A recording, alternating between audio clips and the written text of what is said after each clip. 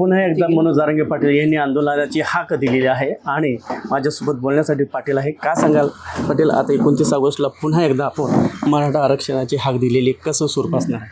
नाही, आपल्या राहिलेले विषय समाजाचे जे आहेत ते आपण मार्गी काढून घ्यायचं ठरवलं. निर्णायक आंदोलन करायचं, कारण जे आत्तापर्यंत मिळालंय, जे मिळवायचं राहिले त्या विषयासाठी आता 29 ऑगस्टला शेवटचं आंदोलन करायचं. अच्छा अच्छा. हे आंदोलनाच्या दिशा सध्या आपण पश्चिम महाराष्ट्र दौरा करत आहोत, त्या संदर्भातले नाही, ते रद्द केलं तर दौरा, कारण इथंच तयारी करावं लागते खूप आता. पण ते पश्चिम महाराष्ट्रातले पोरं ऐकतच नव्हते.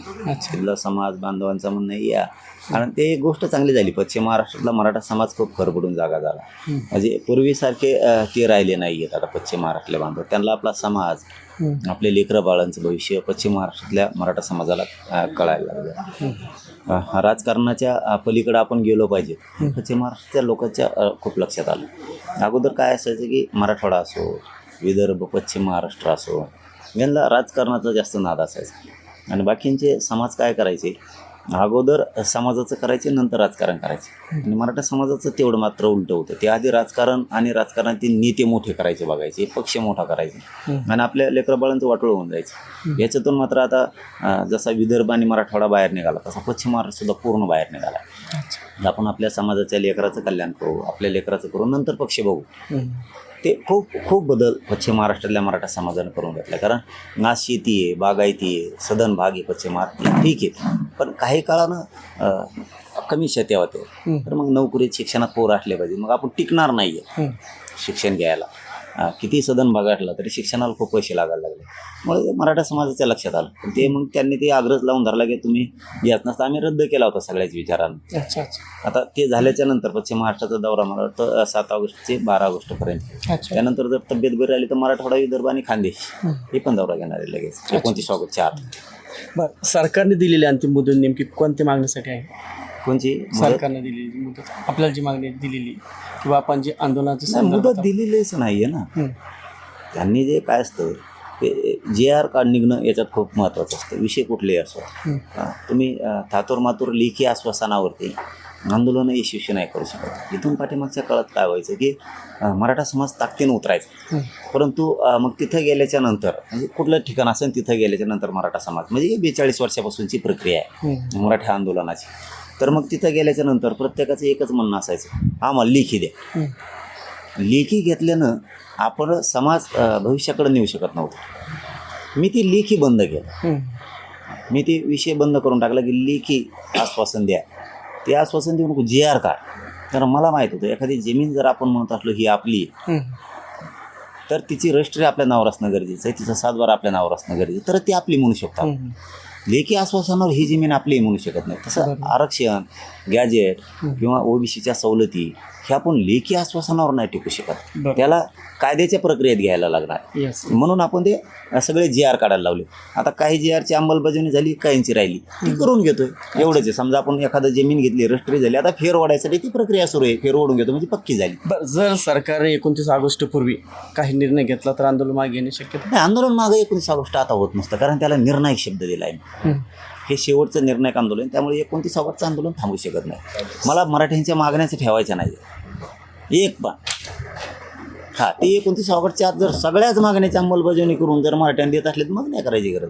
पण मला माहिती आहे ते आंदोलन केल्याशिवाय हे ठेप्याला येत नाहीत, आणि ते आम्ही सगळं मिळवणार आहेत. चाल बाकी काय. सरकार सुद्धा सकारात्मक आहे की जारंगे पाटलांच्या 29 तारखेच्या आरक्षण आंदोलनाच्या अगोदर आम्ही जारंगे पाटलाच्या प्रत्येक प्रश्नावर सकारात्मक आहोत आणि संवादातून प्रश्न नेमकी बाहेर काढू, असं तिने सरकारने देखील तुमच्याकडे सकारात्मक बाजू. मी पण चांगला मोरोबी झालो आहे. ह्या 3-4 वर्षात मला हे सगळे ओळ कळायला लागले. सकारात्मक म्हणजे काय, संवाद म्हणजे काय, चर्चेतून मार्ग काढणं म्हणजे काय, मी त्याच्या बाहेर गेलो आता. आणि हे म्हणणाऱ्याला पण माहिती की आता त्याच्या फार बाहेर गेलेला आहे. मला संवादही नको आहे, तुमची सकारात्मक चर्चाही नको आहे. JR आणि त्याच्या अंमलबजावणी, सातारा संस्थांचे म्हणजे पश्चिम महाराष्ट्रातले 5 गॅजेटियर त्याच्या JRवर बोलायचं. अच्छा, संवाद, सकारात्मक गप्पा आणल्या हे ठीक आहे. कृती काय, हे समाजानं, मराठा समाजानं खूप विश्वास टाकलेला आहे माझ्यावर, खूप. आणि मी ते सार्थ ठरवलेलं. आत्तापर्यंत कोणीही काही दिलेलं नाही. मी लाखभर लेकराचं कोणा या महाराष्ट्रातल्या लेकरांचं लेकीबाळीचं कल्याण केलं. त्यामुळे मला हे शेवटच्या आंदोलनात पूर्ण कृती करायचं. महामंडळाचे परताव्याचं काय विषय, ते वन टाईम एकदाच मार्ग काढायचा. 2 मिनटं वेळ द्या आणि 15 दिवस द्या, 1 मिनटंसुद्धा भेटणार नाही. 3 वर्ष वेळ दिला, 29 ऑगस्ट 2023 ते 29 ऑगस्ट 2026 याच्यापेक्षा वेळ द्यायचा किती? मराठा समाजासोबत इतर समाजामध्ये गैरसमज निर्माण होऊ नये यासाठी तुम्ही कोणती भूमिका घेणार आहे? काय गैरसमज आहे ते बी सांगा ना. गैरसमज काय? आता सध्या ओबीसी नेते काही आता सुद्धा 29 ऑगस्टच्या आंदोलनावरती तुम्हाला कोणी सांगितलं ते ओबीसीचे नेते? ते जातीचे नेते, त्यांचे जातीचे बी नाहीत, पुऱ्या टोळीचे आहेत. त्यांचे लाभार्थी टोळीचे आहेत. ते कोणचे ओबीसीचे? कोणत्या धनगर गरीबाला वाटतं मराठीचं कल्याण होऊ नये? कोणत्या बंजारा समाजाला गरीबाला वाटतं मराठ्यांचं कल्याण होऊ नये? कोणची जात सांगा मला. गोरगरीब माळी समाज, त्यांना वाटतं मराठ्यांच्या लेकराचं गरीबाचं कल्याण व्हावं. कुठलाही समाज घ्या, तुम्हाला जीव घ्यायचा ते 376 जाती आहे ओबीसी. सगळ्यांना वाटतं, लवार, कुंभार, सुतार, डोवार, कोळी, माळी, साळी, सगळ्यांना वाटतं ते गोरगरीब मराठ्यांच्या लेकराचं कल्याण झालं पाहिजे. हे उगा आता त्यांच्या राजकारणासाठी, पदासाठी इकडून तिकडून जेबले आली ते 4-2 जण ते स्वतःला नेता समजित येत, जेबले आली लाळचाटीत येत आपली इकडून तिकडून बरीच येत पोट लाळ चाटून. पण हे आंदोलन दरम्यान कायदा सुव्यवस्था बिघडून यासाठी तुम्ही काही कार्यकर्त्यांना काही सूचना? कायदा सुव्यवस्था बिघडणार नाही, आधीच काय सूचना देतात कार्यकर्त्यांना अशी काही सूचना वगैरे? पण बिघडणारच नाही तर सूचना देता कुठून? सूचना द्यायला बिघडणारच नाही ना. आत्तापर्यंत मराठी कोणी कायदा सुव्यवस्था बिघडली दाखवा. त्यांनीच आम्हाला हाणलंय, त्यांनीच आमच्यावरती प्राणघातक हल्ला केला. त्यांचेच लोक घुसत येतात आणि त्यांचेच कोणकडं काही पेटून देतात. त्याला आम्ही काय करावं? ते सरकार नियोजित हल्ला, सरकार नियोजित कायदा सुव्यवस्था बिघडणं, सरकार नियोजित येते सगळं जाळपोळ आमचं तमचं. मराठी आम्ही शांततेत आंदोलन करतो नसता. मुंबईत काही राहिलं असतं,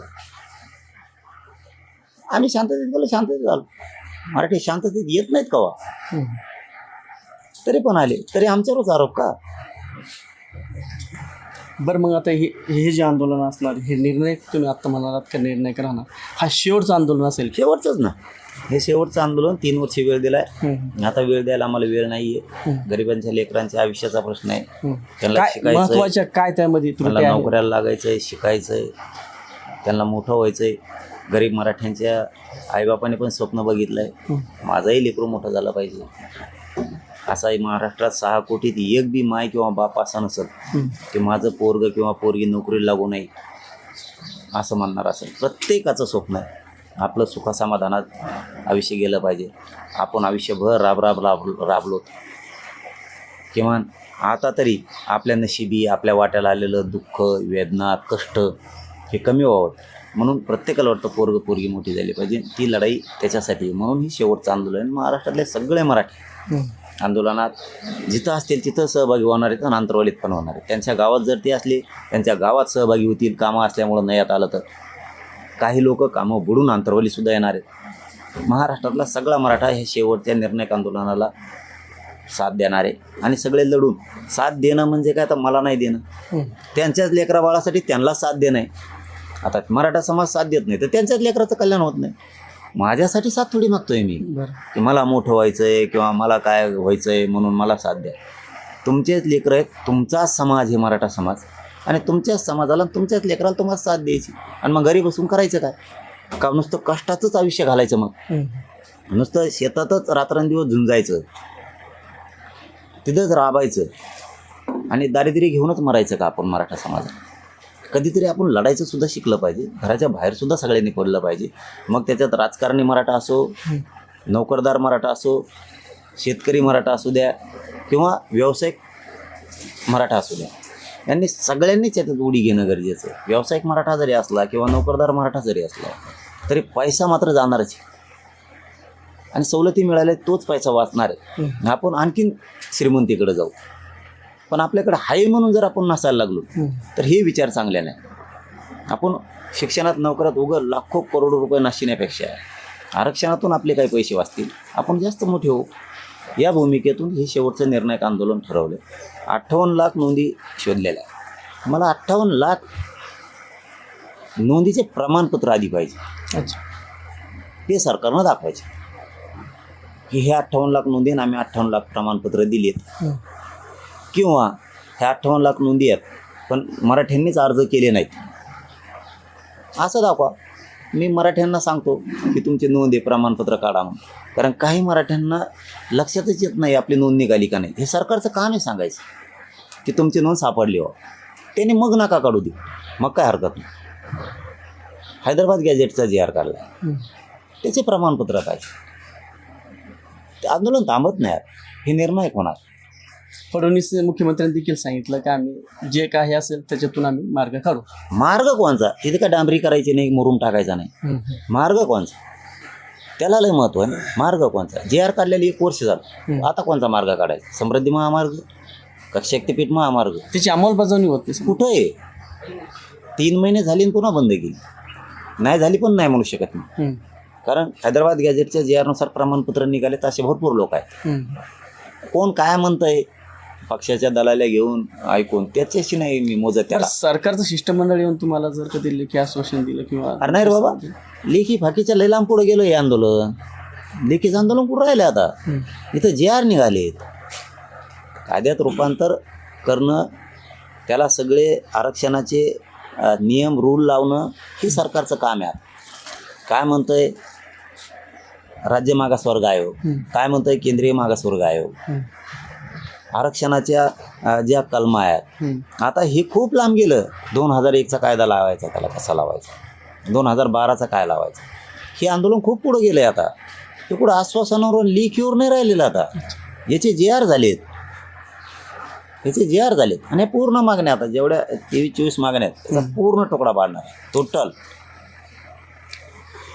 हे होते जारंगे पाटील यांनी हे सांगितलं की 29 ऑगस्ट हे निर्णायक आंदोलन असणार आणि मराठ्यांच्या पदरात हे आरक्षण पडून देण्यासाठी माझा शेवटची त्यांच्यासाठी आंदोलन सुरू असणार आहे. यासाठी मी पश्चिम महाराष्ट्राचा दौरा प्रथम केला जाणार आहे. त्यासाठी आज 29 ऑगस्टची तयारी आजपासून सुरुवात झालेली आहे असं देखील दादा सांगितलं. मी किशोर श्रीसास, आंतरराष्ट्रीय सराठी, जालना.